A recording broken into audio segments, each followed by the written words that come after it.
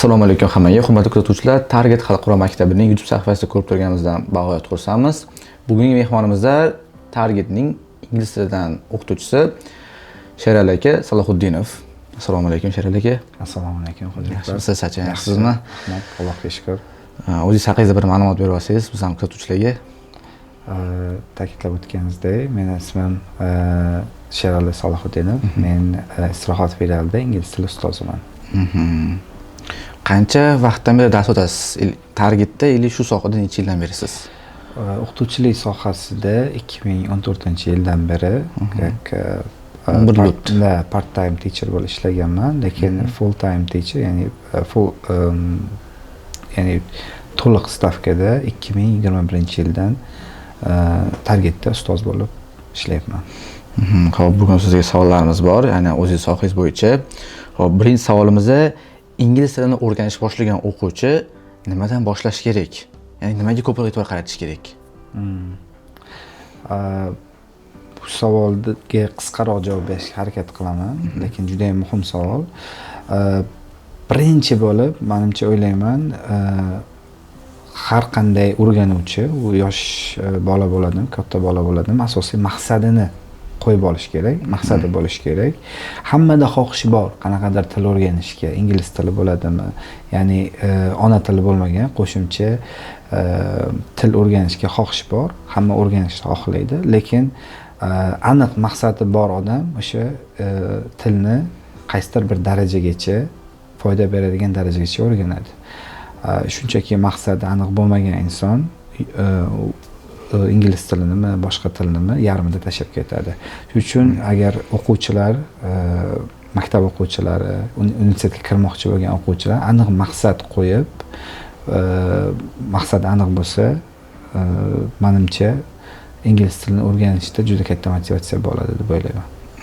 Tushunarli, ya'ni misol uchun maqsad qo'yish kerak. Kimdadir chet elda o'qish maqsadi, kimdadir qanday rekordlarni buzaman. Misol uchun yaqinda ham chiqdi, 16 yoshda IELTS 9 olgan qiz. Endi unga motivatsiya ko'rib, kimdadir 13 yoshdan, 14 yoshdan boshlashi mumkin. Men 9 ola olaman deb shunaqa maqsadlar bo'lish kerak baribir. Endi maqsad IELTS dan 9 olaman degan maqsad, menimcha men bu maqsadni juda katta maqsad deb o'ylamayman. Endi IELTS 9 olish juda katta natija, juda katta mehnat. Lekin asosiy maqsadi o'sha o'quvchini ingliz tilini, ya'ni mukammal o'rganaman, ona tilimdek o'rganaman, uni ishlata bilaman va uni yordamida men nafaqat IELTS olaman, universitetga kiraman, universitetni bitirib o'sha ingliz tili sohasiga yaqin, ya'ni o'zimni qaysi sohani tanlashdan qat'iy nazar o'sha ingliz tilini ishimda ham ishlataman, kerak bo'lsa oilamda farzandlarimga ingliz tilidan yordam beraman, dars beraman degan maqsad, shunaqa maqsadni mukammal qilib qo'yish kerak. Demak, asosiy narsa bu maqsad o'rganishdir. Asosiy motivator, asosiy motivatsiya bu maqsad.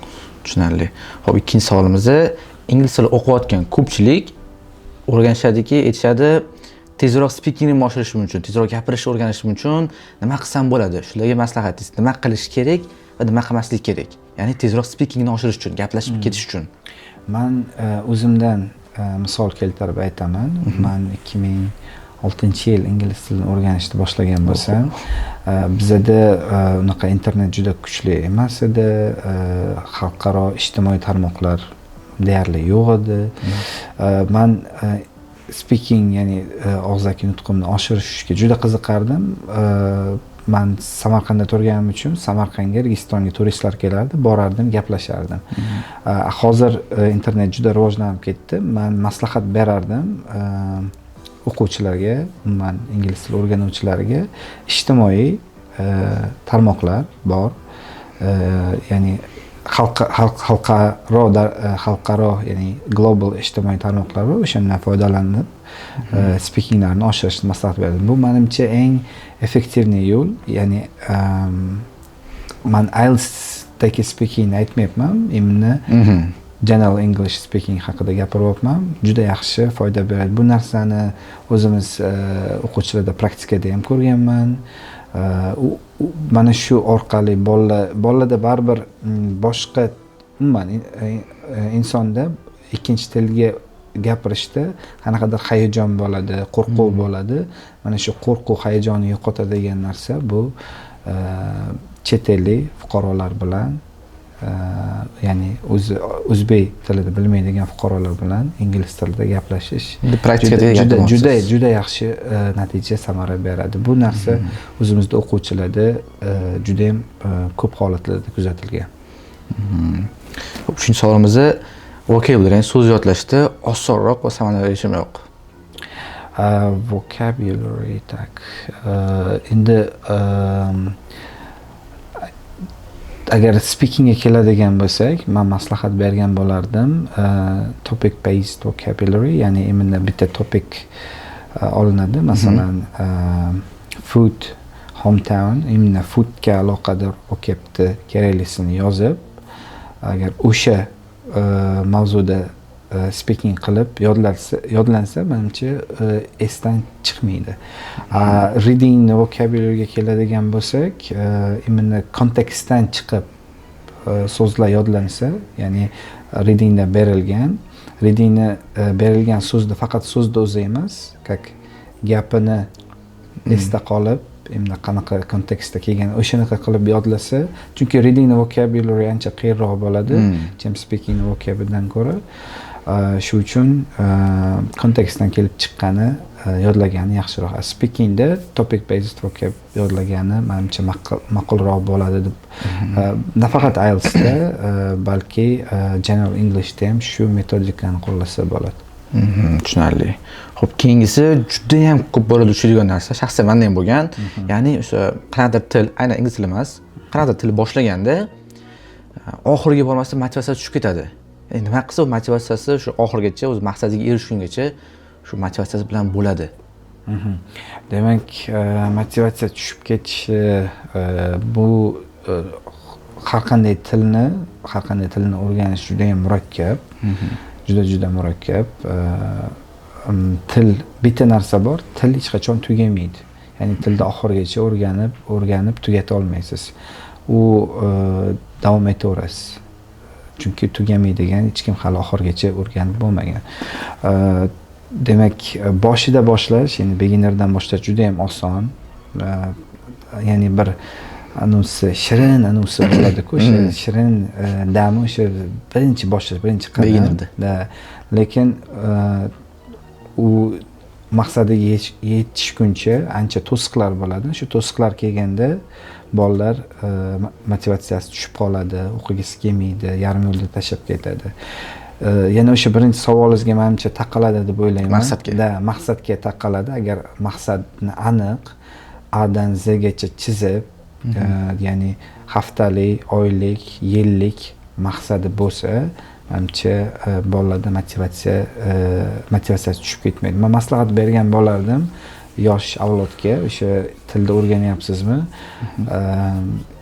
Tilni o'rganish jarayonida bo'lgan hamma maqsadlaringizda, ya'ni katta va kichik maqsadlaringiz hammasini yozib qo'ying. Va motivatsiyangiz tushgan vaqtda o'sha maqsadlaringizni takrorlang. Eslab o'qib turing. Shuni maslahat bergan bo'lardim. Tushunarli. Yana qo'shimcha faktorlar bor. Endi u bu ichki faktor bo'ladigan bo'lsa, insonni o'zini ichki faktori motivatsiyani kuchaytiradigan. Tashqi faktorlar, tashqi tarafdan beriladigan faktorlar bu yutuqqa erishgan muvaffaqiyatli insonlar bilan suhbatlashish. Immindan o'sha til sohasini o'rganib, faqat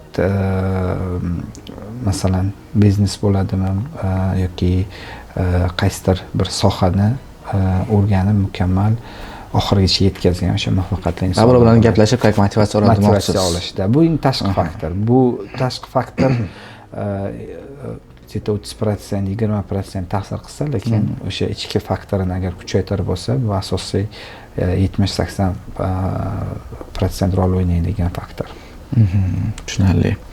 Endi sizga shaxsiy savol, agar sizda shu o'qish imkoni bo'lganda, qaysi chet el davlatida o'qigan bo'lardingiz? Qaysi chet el davlatida o'qigan bo'lar edim? Bu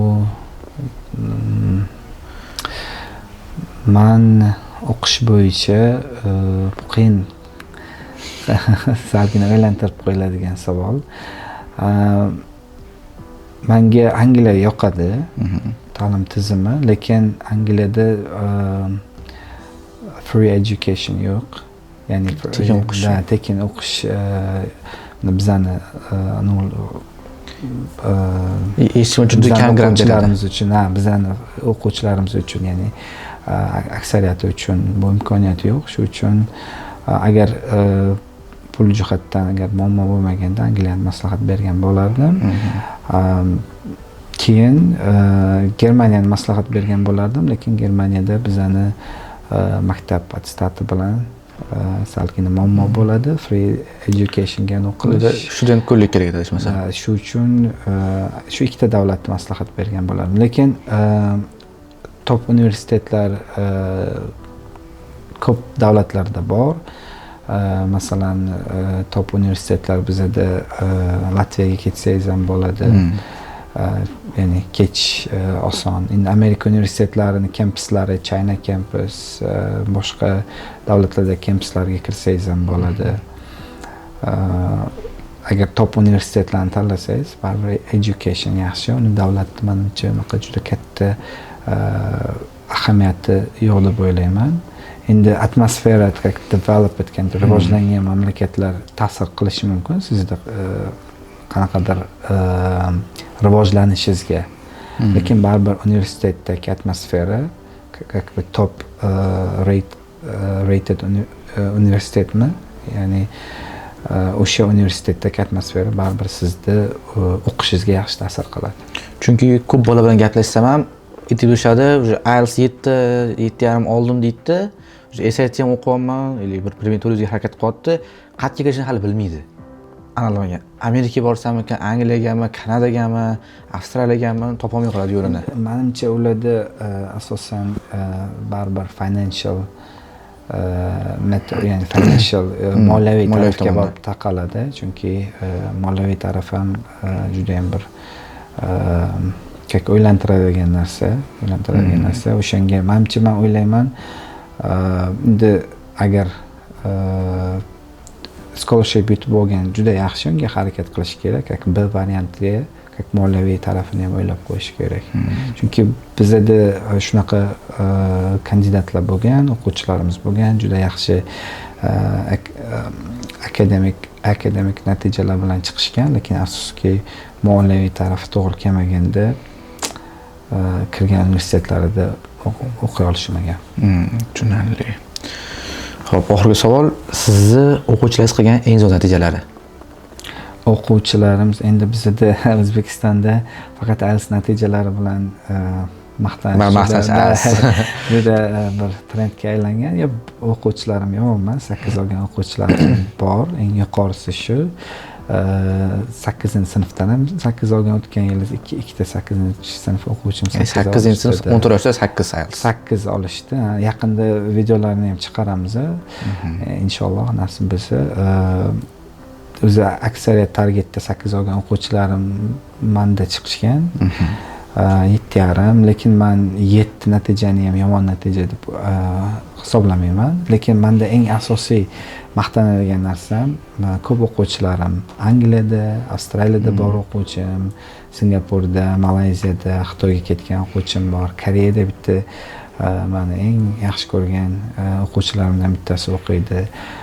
Chet el davlatlarida o'qib berishibdi. Shundan juda ham faxrlanaman. Tushunarli. Endi sizni tashqaridan ko'pchilik sizni tanimaydigan, mana shu ingliz tilida o'qib yurganlarga bitta maslahatingiz o'zingizda.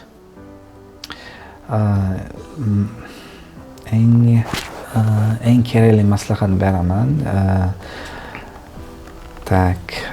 Maslahatim bu narsani oldin aytishgan. O'zimizda kattalar aytishgan.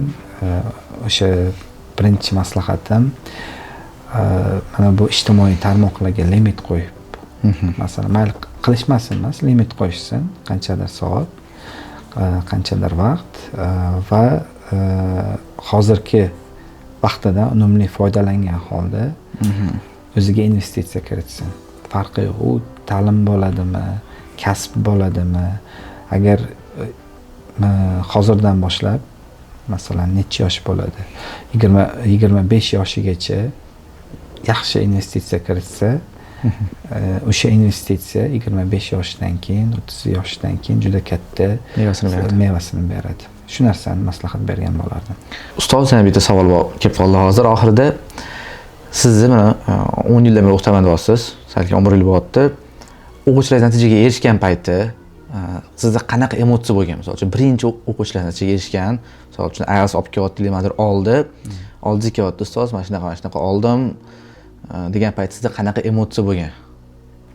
Endi bu emotsiya o'sha mehnatingizni samarasi, shirin vaqti, eng maza qiladigan vaqtingiz. Menda shunaqa bo'lgan, o'tgan yili o'quvchilarim bilan kechgacha qolib, ish tugagandan keyin ham kerak bo'lsa 8, 9, 10 largacha qolib ketgan kunlarimiz ko'p bo'lgan. Va natijalar chiqdi. Juda xursand bo'lganmiz. Ayniqsa men o'quvchimda ko'rgan xursandchilikni, ya'ni bilasizmi, bitta qonun bor. Mehnat qildingiz, juda samarali mehnat qildingiz. Uni natijasini olasiz. Baribir olasiz. Bizda shunaqa narsa bor. Endi menimcha eski qanaqadir qarash bo'lishi mumkin. Omading kelib qolsa degan narsa bor.